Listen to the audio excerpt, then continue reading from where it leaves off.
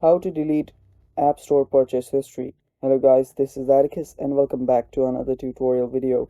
In today's video, I'll teach you guys how you can delete your App Store purchase history. So let's get started. First, open up your App Store. After you open it up, tap on your profile on the top right. Now right here you will see purchase history. Tap on it. It might require your Face ID. So just wait for it. You can change the filter here. Now you can make it, you can change the date range.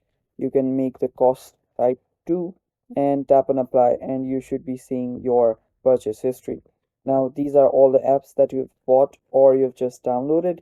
Now you cannot really delete this right here, but what you can do is go back and see the apps section.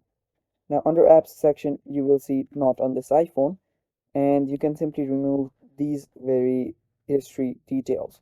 So from here you can delete this Google App Store's purchase history, and yeah, that is basically how you do it.